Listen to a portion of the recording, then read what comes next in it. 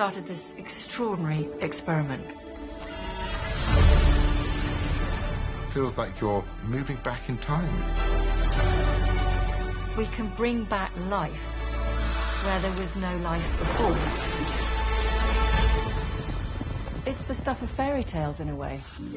Tonight at 10 on WOUB. Now at 6:30, 2 people are dead and dozens more hospitalized after a chemical leak at a West Virginia plant. County officials give updates on the ongoing investigation. Plus, they are basically a bargaining chip for the Iranians. The U.S. continues its naval blockade in the Strait of Hormuz as peace talks with Iran are on shaky ground. And in sports, the Bobcats Club dodgeball team hosted 16 teams this past weekend for the National Club Dodgeball Association National Tournament. Newswatch starts right now.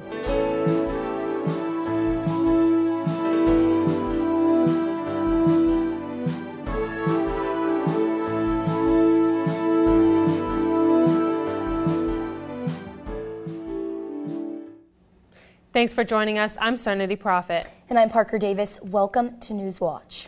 2 people are dead and 19 more were sent a chemical leak at a silver refinery plant in West Virginia.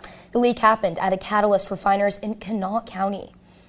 Workers were in the middle of closing down the plant when a chemical reaction released hydrogen sulfide, which is extremely toxic. Shelter-in-place orders have been lifted. As of now, it's unclear what caused the leak. Kanawha County officials are still investigating the incident and expect state and federal agencies like OSHA and the National Chemical Safety Board to conduct their own investigation. Here in Athens, it's certainly feeling like summer. That's right, but for how much longer? Let's hear from forecaster Tyler about how long these warm weather temperatures will last. Tyler? Yeah, it's definitely been warm here.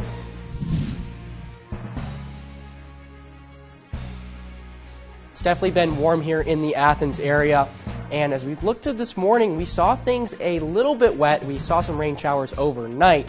However, we saw things clear out quite quickly, as we saw things clearing out by this morning a little bit wet. However, temperatures rebounded, skies cleared up, and we saw things pretty warm again today, up into the upper 70s, and currently we're cooling down from those highs down into the low 70s now.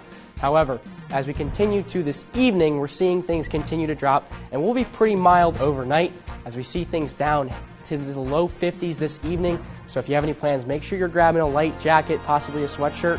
And additionally, we see the potential for some thunderstorms as we head into this evening.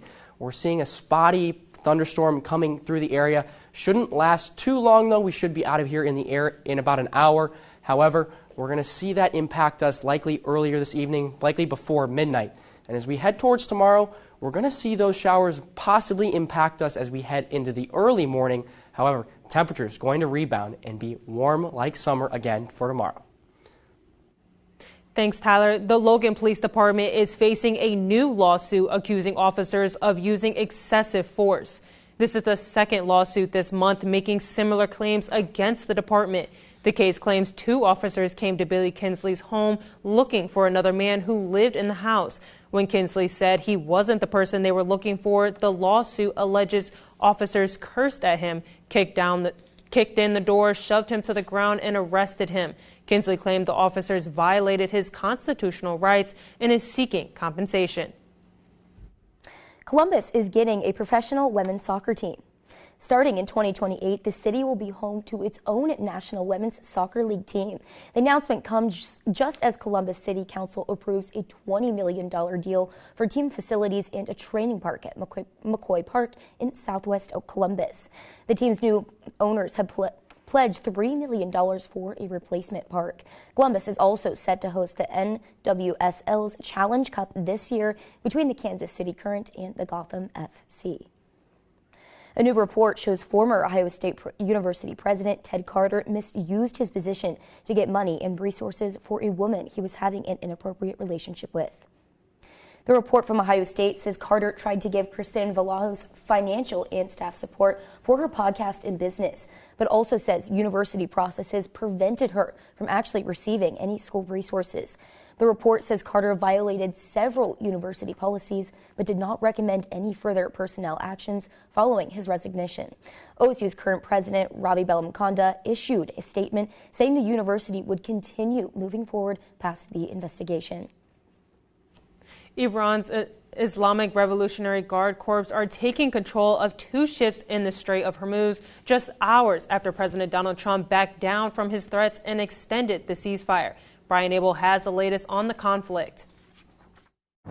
Iran's Revolutionary Guard say they've seized 2 ships in the Strait of Hormuz and moved them to Iranian waters, while Iran state media says a 3rd Greek-owned vessel is now disabled off Iran's coast after reportedly being targeted by the IRGC. The claim's not independently verified, but the UK's Maritime Traffic Organization previously said 2 container ships were hit by fire. Now they are basically a bargaining chip for the Iranians. They're coming into these potential talks with ships in their possession. The escalations come hours after the ceasefire deadline between the U.S. and Iran was set to expire. But by Tuesday afternoon, President Donald Trump announced he would extend the ceasefire at the request of Pakistan until Iran submits a proposal and talks conclude, quote, one way or the other, calling Iran's government seriously fractured following the U.S.'s targeted attacks on leadership. The problem is that through these decapitation campaigns and the fact that Mujtaba is seriously injured, there isn't a final decider. Trump didn't offer a new deadline, though sources say he plans to give Iran a limited time frame for a unified proposal. While the ceasefire continues with the ball now in Iran's court and a resolution unclear. I think we're at a very precarious position, and it could go either way, really. The U.S. says it will continue its naval blockade of Iranian vessels in the Strait of Hormuz, action that Tehran says must end before Iran will negotiate. In Washington, Brian Abel reporting. Despite the uncertainty in Iran, gas prices are still holding steady. AAA reports it's averaging around $4 a gallon in Ohio, down a fraction from a penny from yesterday. Oil prices, however, appear to be creeping up. The global benchmark Brent crude is back to fluctuating close to $100 a barrel. WTI is moving roughly around the $90 mark, those numbers significantly increasing from yesterday. The change follows reports of Iranian attacks on counterships. American businesses are starting to apply for an estimated $166 billion in tariff refunds and interest. This after the U.S. Supreme Court struck down President Trump's sweeping emergency tariffs in February. Karen Kafa has more. Commerce Secretary Howard Lutnick on Capitol Hill Wednesday facing questions about Trump administration tariff policies. Right now, tariffs have driven up costs so significantly that it's put many businesses at risk and in peril. The answer is make your products at home and you have no tariff. This week, 2 months after the Supreme Court struck down President Donald Trump's sweeping emergency tariffs, American importers started applying for an estimated $166 billion in refunds plus interest. So consumers want to know if they'll see any money back. The answer, not really. One reason, after the Supreme Court ruled the emergency tariffs unconstitutional, the president announced new tariffs, which means new costs for importers to cover. The first thing to realize is that we're in an environment of still massive uncertainty about what the future is in terms of where tariffs will fall and, what level they're going to be at. And that uncertainty is not good for business. And Ryan Monarch, associate professor of economics at Syracuse University, says some companies absorb the added costs from the emergency tariffs and cut in different areas. Some of them didn't raise prices at all and found other ways to cut costs. Maybe they're laying off employees, or maybe they're delaying a certain investment. While businesses absorbing tariff costs may have kept inflation in check, economists believe it suppressed the job market. In Washington, I'm Karen Kafa. Coming up, if you're shocked by how much your energy bill costs, you're not alone. Stick around for easy ways you can save money on next month's bill.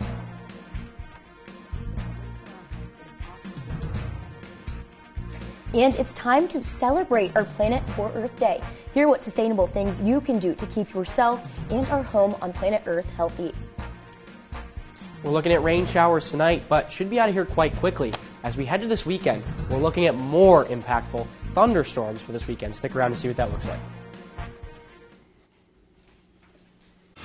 Over 50 years, 5 tigers let one filmmaker into their lives. I wasn't a scientist or a naturalist. I was simply a filmmaker who fell in love with this place and its wild tigers. But there's nothing simple about this story. What comes next is the tale of an animal dynasty and a new dawn for the tigers of India. Tonight at 8 on WOUB.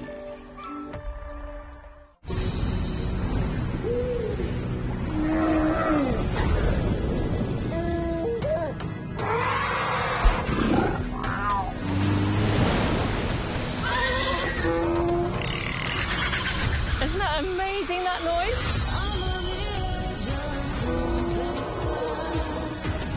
Life on Earth. This is an almost sacred place.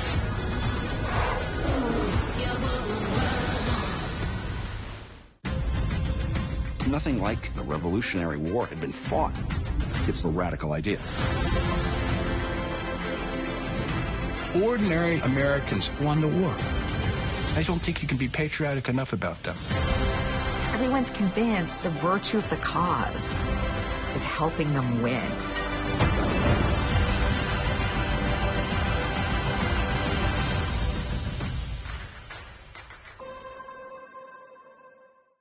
On World War II megaweapons, the Americans land on the island of Okinawa. Everyone's thinking this is going to be a cakewalk. But the Japanese have built a 60-mile network of tunnels. It's death trap, death trap, death trap.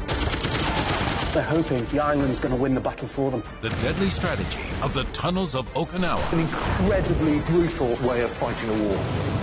On World War II megaweapons. Thursday at 10 on WOUB.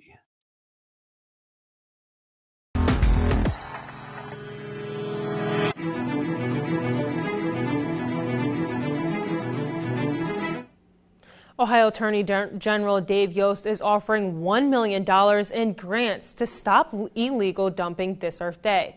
Yost Shine a Light on Dumpers program lets communities apply for grants to clean up dump sites and prevent future illegal dumping. Local governments can apply for up to $1,000 for cleanups and $20,000 for preventive measures like signs and barriers. The application opens today and will be available through July 31st or until funds are used up. Officials hope to award grants by the end of this year. Today is Earth Day, and it's all about shining a light on how to take better care of our planet. And making energy efficient choices at home is not only good for the environment, but also can save us money. Jen Sullivan has tips on easy energy efficient ways to lower your utility bills. Utility bills have skyrocketed in recent years. Real estate company Ruby Home estimates American households are paying an average of $610 a month on utilities. Winter electric costs have jumped 35% in the last 5 years, according to the National Energy Assistance Directors Association. So what's causing prices to increase? Our electricity system in this country is old. There's a lot more demand on that old system. Kate Colaruli with Clean Choice Energy says extreme weather patterns are also a factor in rising utility prices. Weather experts are predicting record heat this summer, which means cranking up your AC and putting more pressure on your wallet. When the demand for air conditioning spikes, prices follow. Colaruli says small changes can have a big impact on your bills this summer. She suggests raising your thermostat by a few degrees at night. Keep blinds and shades down during the day to block out sunlight. Run your dishwasher and washing machine early in the morning and keep your water heater at 120 degrees. More expensive changes include upgrading appliances to energy efficient models or switching to a clean source of energy like installing solar panels. But it's a big upfront cost. Over the long hauls, we look ahead 5, 10, 15 years, that is a source of fuel that is absolutely free. And that's really setting our country up for cheaper electricity over time. Colaroli suggests shopping around for the best deals. Some companies will allow you to lease solar panels. Federal government and even many states and cities offer tax credits and incentives for clean energy upgrades to your home. For Consumer Watch, I'm Jen Sullivan. Today is Earth Day, a time where we can show our home a little love. And experts say there's plenty you can do to help save the planet and your future health. Mandy Gaither shares simple, healthy habits that also can help the Earth.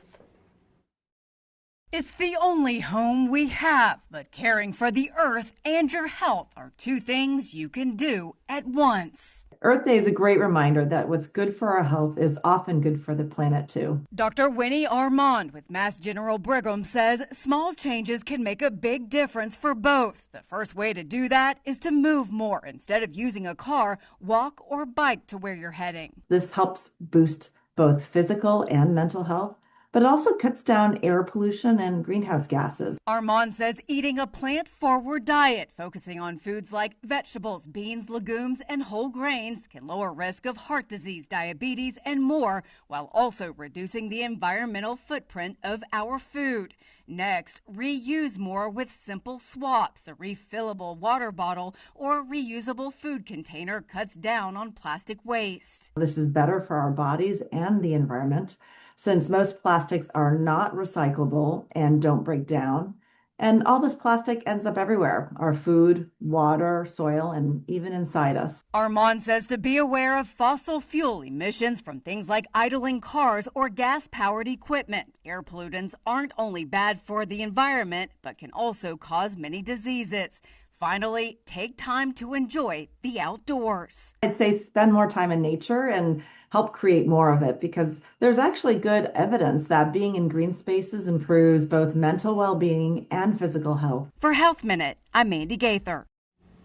Tyler, you did mention earlier that we are going to get some rain tonight, but honestly, today was absolutely beautiful in honor of Earth Day. I feel like it was pretty fitting. It was definitely quite nice outside. It was definitely it was pretty warm, sunshine. We had some rain this morning, but it cleared out, and it was definitely a nice Earth Day for today. It was quite nice. And as we turn towards where we were over the last 24 hours in terms of temperature-wise, we were pretty nice. We saw things last night down into the mid-50s, pretty mild, and we warmed up today. We saw a little bit of rain overnight as we headed into this morning, but that cleared up, and temperatures on the rise today. We saw things up into the upper 70s today, so definitely feeling like summer after those rain showers cleared out. We saw that sunshine come through, definitely making it feel like summer today. And as we take a look nationwide, we saw earlier this week we had some cooler temperatures, highs in the mid-50s. However, that was because a cold front had passed through with some rain showers over the weekend. But we've reversed a little bit. We had a warm front come through, and our temperatures are warming up. We're getting winds from the south, increasing our temperatures. And with that, we saw our warm temperatures today. As we head towards this evening, we're seeing things cooling down to a mild low 50s. So if you have any plans this evening, make sure you're grabbing that light coat, maybe a sweatshirt. And on top of that, be prepared for some possible thunderstorms as we head to this evening. We're seeing the possibility for some rain to head our way. We're seeing it start to develop north of us and push down. It should be here within the next hour or two probably, and it should last probably around an hour. Should be in and out and shouldn't be too severe. We should see probably some heavy rain, maybe some thunder with it, but nothing too damaging. We're not seeing our damaging rain come with this. We're likely seeing that come later as we head towards this weekend. As we look towards tomorrow, though, we're seeing things again super warm. We're going to see possibly those thunderstorms linger as we head into tomorrow morning, but once those push out, we're going to see that sunshine come back. That sun is going to warm things up quite well, and we're back up into the 80s again tomorrow. Lows again mild into the mid-50s, but definitely feeling nice as we head into tomorrow. And with that, though, we're going to see a little bit of rain showers start to impact us as we head into this weekend. We're starting to see things develop out west and start to push through the Athens area. We'll likely see that come through our area around Friday night into Saturday morning, possibly Saturday afternoon, depending on how long it lingers. But that's a cold front coming through, developing those rain showers, possibly thunderstorms coming with this. And with this, these have the potential to be a little bit more damaging than we're going to be seeing tonight. We're seeing things possibly some heavy rain, some thunder with these, possibly an isolated tornado here and there, but we'll keep you updated as we head closer towards this because we're still a few days away. We're still a little uncertain about it, but as we head into, taking a look at what's happening nationwide, we're seeing that cold front. And with that, we'd expect some colder temperatures with that cold front and those rain showers as we saw last weekend. However, as we take a look at our 7-day forecast, we're going to not really be seeing that as we see warm through Saturday, but as we head into Sunday after that cold front passes through, we're really not cooling down that much. Because our temperatures are so warm right now, that cold front is going to put us around that 70-degree marker with partly sunny skies, so not too bad. And as we head into Monday, we'll warm back up again, towards that 80 mark. However, we're looking at some more showers as we head into Monday, overnight into Tuesday, and with that, some possibly cooler temperatures as we head into later next week. Next in sports, Ohio University Club Dodgeball hosted NCDA's national tournament this past weekend. The team had a successful season, and capping it off at home was something special for the squad. Be sure to stay tuned after the break to learn more about this past weekend's events.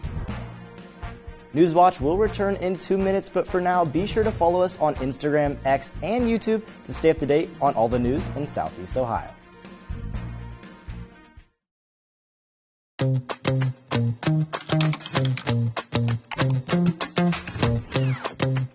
PBS viewers believe that businesses that sponsor PBS on WOUB Public Television have a commitment to quality and excellence.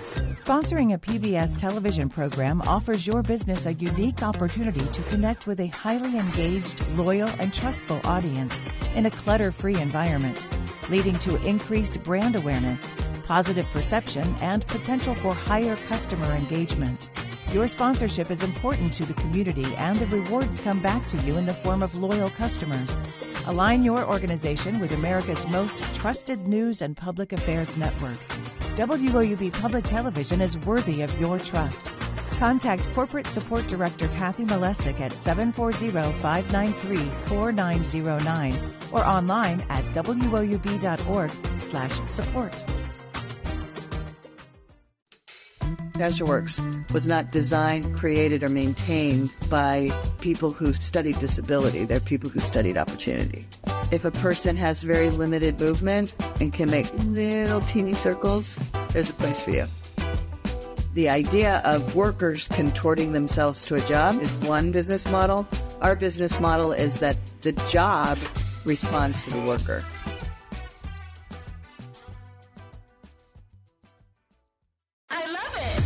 We're on the precipice of a great discovery. I love it. Welcome! Whoa, Nelly! Let's set this palace on fire. I love it. Welcome to the News Hour. What does it mean politically? I love it. Oh. Fasten your seatbelt. I love it.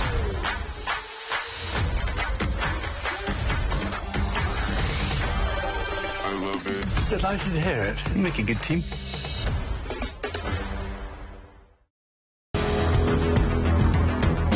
Welcome back to Newswatch. I am Eli Baxter with your sports for the evening. Just last night, Bobcats baseball fell short to Northern Kentucky Norse, 7-4 at Bob Wren Stadium. The Bobcats bullpen continued to struggle as coach Andrew C. used 7 different pitchers on the mound. The team's fielding was also an issue as NKU capitalized on OU's 4 errors. This moves the team to 8-32 on the season. They will host Akron for a 3-game series this weekend. But the university's club dodgeball team hosted nationals this past weekend at Ping Rec Center. Here's Evan Johnson with more. There are 15 Division I sports at Ohio University, but the competition doesn't stop there. Ohio has developed into one of the top club dodgeball teams in the nation, and this year they had a chance to host the national championship tournament. Everyone talks about it. Dodgeball doesn't really matter until the national tournament, much less the second half too, with the Ohio Dodgeball Cup and everything like that. I mean, we finished with way above a 500 record on the semester, and I'm just really proud of the guys. The National Collegiate Dodgeball Association has officially been around since 2005, and it all started because of a movie. Our league kind of started from the dodgeball movie, as a fun fact. There was a lot of interest in the college kids once that movie came out, and I think that's kind of really what grew some of the passion for the sport. Now the NCDA consists of 20 teams, mostly in Ohio and Michigan, but with a rise in social media, the league is growing, and it's looking to expand to more states. This year we added teams in Iowa and in Alabama, which is very exciting. In the past we've had teams as far as Oregon, and Gonzaga was a team as well. So slowly but surely we are taking as much ground as we can to cover the United States. Out of the 20 teams, 16 of them got to participate in the national championship bracket. The Bobcats earned the 8 seed and defeated the 9 seed James Madison 3-1, before eventually losing to undefeated Michigan State. I'm really proud of how a lot of people developed, not just young players, but also some older players who stepped into different roles and new skills and techniques that made me really proud. I think we have a lot of good to build upon for next year. The games are intense and not at all like the dodgeball you played in gym class. Kickballs are hurled up to 60 to 70 miles per hour. And dodgeball allows students to find that love for competition again. Who doesn't love dodgeball? And who doesn't love having that competitive edge? And mixing those two together is so much fun. The sport is catching on quickly. The NCDA Instagram has skyrocketed in followers, and nearly 100% of all games are live streamed. And the best part is, anyone can join. It's just people have different skill sets. You know, there's a lot of different kinds of athletes on the court that you see in dodgeball. There's the bigger dudes that catch. There's the smaller dudes that catch. And then you got the dudes that played like baseball in high school. I think that's one of the most popular guys. They throw hard. And it's just so many different skill sets. And really anyone can play the sport and find something they're good at on the court. For Newswatch, I'm Evan Johnson in Athens. To stay updated on Ohio sports, be sure to follow Bobcat Showcase on Facebook, Instagram, and X. That's all the time we have for sports this evening. Parker and Serenity, back to you at the desk. Still ahead, meet the newest addition to the Smithsonian's National Zoo. Stay tuned for how you can see the zoo's first baby elephant in 25 years. We'll be right back after the break, but for now, here's a look at what's coming up next on WOUB.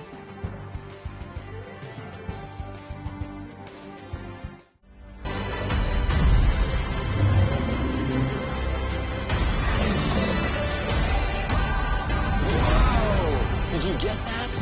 That is incredible. We are part of a revolution. That, for me, is so exciting.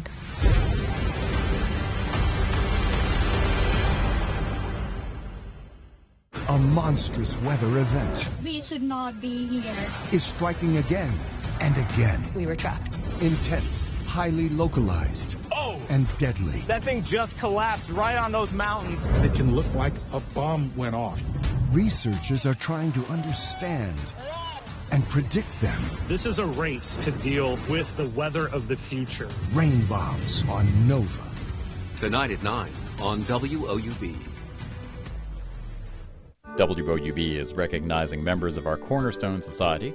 The Cornerstone Society is a group that wants to ensure the future of public media in our region.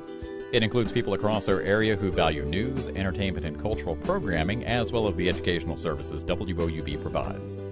Also included are graduates of Ohio University who took part in the WOUB Student Professional Development Program. Thanks to the Cornerstone Society for their generous support.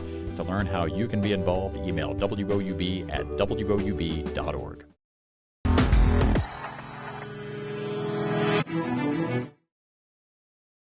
Zoo is celebrating Earth Day in its own way by welcoming its new baby elephant. Baby Lin Mai is the Asian elephant and is the first calf born in the zoo since 2001.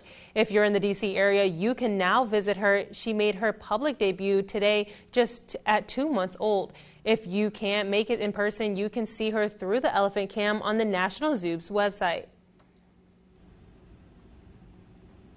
As we head into the final look at our weather today, we saw some pretty good temperatures for today. It was a nice Earth Day, right? Absolutely. Oh, absolutely. Yeah. And I feel like it even would be a good day to go to the zoo. Yeah. Maybe here in Ohio at least, earlier in the day. Columbus is getting a little bit of rain, but for our area it would be a good day. But as we take a look at our final weather for today, temperatures cooling down as we saw things in the upper 70s for today, but we're cooling down. We're down towards the low 70s, mostly clear skies, but that's changing as we have some rain showers starting to come through the area this evening, likely within the next hour or two, possibly some thunderstorms, heavy rain, possibly some thunder, and temperatures cooling down into the low 50s this evening.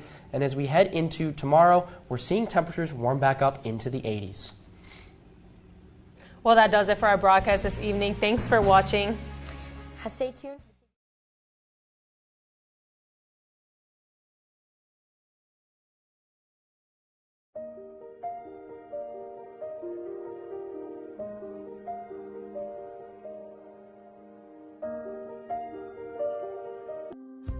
Support comes from